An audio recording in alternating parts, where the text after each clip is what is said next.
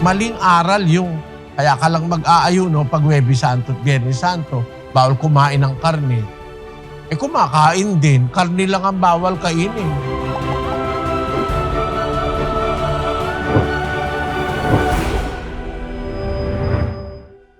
Kaya dito sa mundo, para sabihin mo na mayroong Lunes Santo, kahit na nga ano pang santo yan marami ring katiwali ang nangyayari. At ang unang-unang dahilang sinasabi ko sa iyo kapatid, hindi namatay si Kristo ng Biyernes para tawaging Biyernes Santo at mag-ayuno. Hindi po totoo yun. At wala sa Bibliang sinasabi na Biyernes Santo, kung ano-ano mga santo, wala nun. Ang mga araw ay masasama, ang sabi ng Biblia. Kaya kailangan nasa loob tayo ng pagkukup ng Diyos para makakita tayo ng mabubuting araw. Kasi ang isang araw sa looban ng Panginoon ay mabuti kaysa 1,000. Wala sa Bibliang Biyernes Santo o Huwebes Santo. Wala nun. Ang sabi ni Pablo sa mga unang Kristiyano sa Roma, basahin natin ang sinasabi ng 14:5. May nagmamahal sa isang araw ng higit kaysa iba. May ibang nagmamahal sa bawat araw. Bawat isa'y magtibay sa kanyang sariling pag-iisip. Sabi ng Apostol Pablo sa mga kapatid nung una sa Roma, may nagmamahal sa isang araw ng higit sa iba.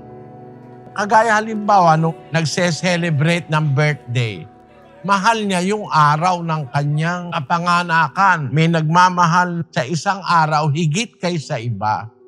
Meron namang ibang nagmamahal sa bawat araw. Iliteral mo, spiritual mo, totoo naman yun Miski sa pagmamahal, merong nagmamahal sa bawat araw.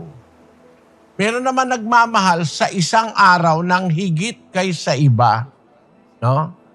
Merong special day sa kanya. Pero alam mo, yung mga lingkod ng Diyos, para sa kanila, importante ang lahat ng araw.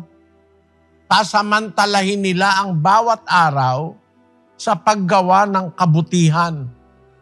Kasi ang sabi sa 6:10 ng Galacia, Kaya nga, samantalang tayo'y may pagkakataon, ay magsigawa tayo ng mabuti sa lahat at lalong-lalo na sa mga kasangbahay sa pananampalataya. mamimili ka ba ng araw? Ang sabi, samantalang tayo'y may pagkakataon. Pagka may pagkakataon, kahit anong araw pa yan, gagawa ka ng mabuti. Sabi ng Biblia. Di yata kapatid, mag-aayuno ka lang pag Biyernes Santo at Huwebes Santo. Ang ayuno pwede mo namang gawin kahit anong araw ng taon. Makapag-ayuno ka, gaya ng sinasabi sa Biblia, pag nag-aayuno ka, gagawa ka ng mabuti, magbibigay ka ng pagkain sa nagugutom. Kasi yung iba, akala nila ang ayuno lang. Hindi, may palatuntunan ng Diyos sa pag-aayuno. Pag hindi ka kumakain, nag-aayuno ka, yung walang pagkain, papakanin mo. Pag nag-aayuno ka, yung nakita mong walang damit, dadamitan mo. Gagawa ka ng kabutihan sa araw ng pag-aayuno. Pag nag-aayuno ka, huwag kang sisiping sa asawa. Nag-aayuno ka kasi, nasa Biblia yun Basahin na nga natin yung 7:5 ng unang Korinto, kapatid na Daniel. Huwag magpigil ang isa't isa maliban kung pagkasunduan sa ilang panahon upang kayo'y mamalagi sa pag-aayuno at pananalangin at muling kayo'y magsama. Baka kayo'y tuksuhin ni Satanas dahil sa inyong kawalan ng pagpipigil. Nagsasalita siya sa mag-asawa, huwag kayo ikang magpipigil malibang pagkasunduan sa ilang panahon. Magkakasundo kayong mag-asawa na magpipigil kayo, hindi mo na kayo magsisiping upang mamalagi kayo sa pag-aayuno at pananalangin. Ang pag-aayuno, kaalinsabay ng pagpipigil sa mga gawain ng laman. Tapos, ayon dun kay Propeta Isaias, ang sabi ng Diyos, pag nag-aayuno ka, magpakain ka sa nagugutom, bigyan mo ng damit ang mga hubad, tapos magpatawad ka ng mga utang. Yun ang palatuntunan ng pag-aayuno. Pero mag-aayuno ka lang pagka Huwebes Santo sa Biyernes Santo.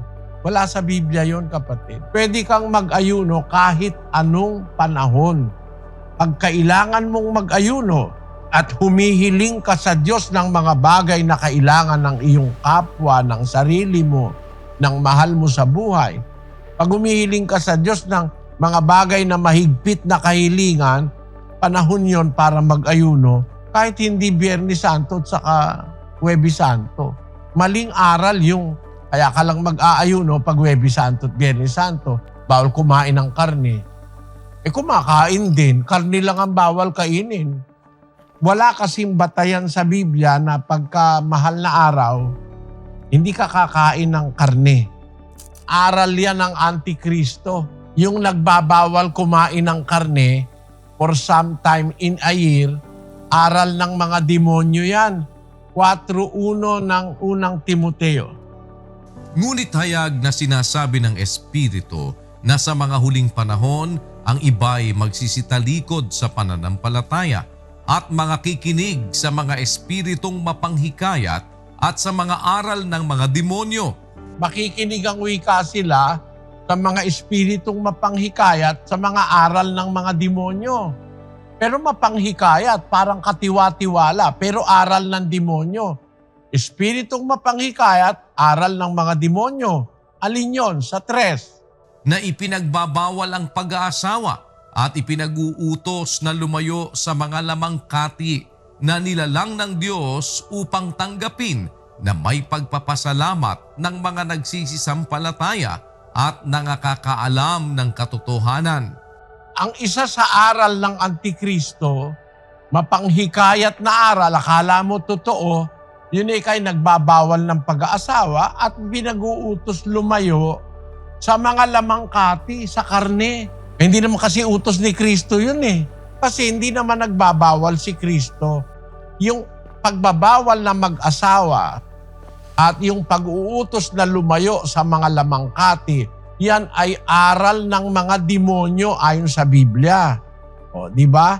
Sabi na ipinagbabawal ang pag-aasawa, ipinag-uutos na lumayo sa lamangkati na nilalang ng Diyos upang tanggaping may pagpapasalamat. Basta tinatanggap mo yan na may prayers of thanksgiving, hindi naman masamang kumain ng karne kahit anong araw. Maliban na lang, binabawal sa iyo yung karne for medical reasons. Halimbawa, yung mga may sakit sa bato, dapat magbawa-bawa sa karne. Pero pag wala ka naman sakit sa bato, wala ka namang gout, hindi naman masamang kumain ng karne para pagbawalan ka, aral po ng Antikristo yan.